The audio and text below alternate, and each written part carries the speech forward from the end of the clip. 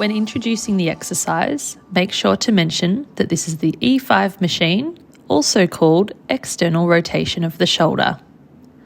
Using the sticker on the machine, point out to the client that they will be training their infraspinatus muscle.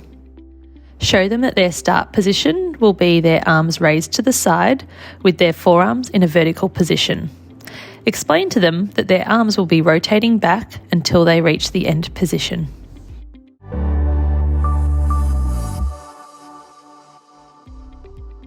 Ask the client to place their towel over the backrest.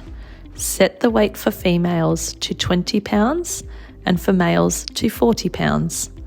Adjust the backrest to an upwards position. Position the head pad at a medium height. Set the backrest to a middle position. To do this, hold the backrest firmly and raise the backrest adjuster lever. Set the seat in a middle position. To do this, hold the seat firmly and raise the seat adjuster lever.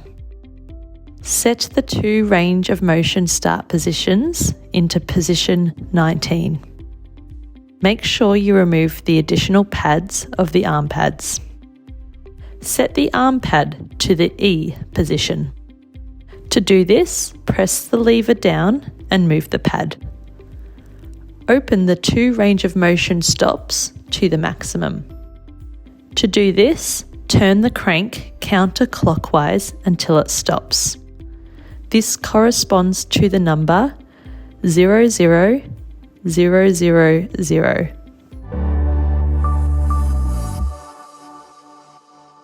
Ask the client to place their towel over the backrest.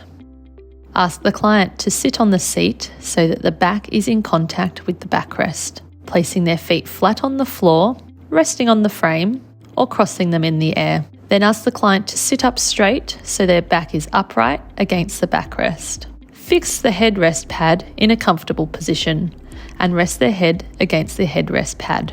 Ask the client to place their elbows with the forearms vertically in the arm pads so that the arms lie fully in the pad. Adjust the arm pads so the shoulders remain low. Ask the client to touch the pads at the rear with the palms of their hands. The position is correct if the upper arm is parallel to the pad surface. Adjust the seat and backrest, which allows the arms to be in the correct position. When adjusting the seat, the backrest may have to be folded up or down. Ask the client to rotate the shoulder outward to their maximal position and at the same time, carefully guide the hand to the palm. Set the range of motion start in the position that most closely corresponds to the range of motion of the external rotation without exceeding it. It is important to note that range of motion starts should be completed for both sides separately. If there is a significant difference in starting points, more than 2 positions between sides, arms should be trained unilaterally or independently. If less than 2 positions, arms are trained together with the smaller range of motion. It is now time to test the range of motion stop for internal rotation. Ask the client to rotate the shoulder inward as much as possible. Set the range of motion stop so that training can be performed over the entire pain-free range of motion. Determine the range of motion stop for both sides separately. Turn the crank clockwise until the range of motion stop makes visual contact with the weight block and turn one more revolution. Make sure that a range of motion is selected in which the shoulder and the thoracic spine remain in contact with the backrest. Compare the 2 range of motions to determine if arms should be trained uni or bilaterally. If range of motion is greater than 20, arms are to be trained independently. Explain to the client that you would like them to do a trial repetition to test their position.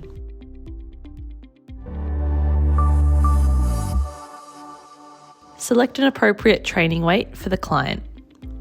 Explain the exercise again and outline that the movement comes from the shoulder and that the elbow is pressed against the resistance. Explain the cadence of the exercise, being 4-2-4-2. 4 seconds on the way up, 2 second hold, and 4 seconds on the way down, 2 second hold. Ask the client to do a forward rotation of the arm, noting that the shoulders do not go upward or tilt forward. Ask the client to make sure the back and shoulders remain in contact with the backrest. Check that the client keeps their wrist straight and hands loose. Ask the client where they feel the exercise and make sure they isolate the muscles.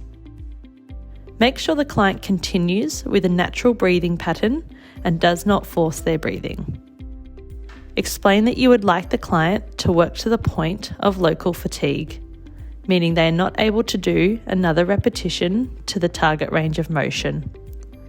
Conclude the exercise with a positive remark, then get the client to set the weight all the way down. Ask the client to exit the machine.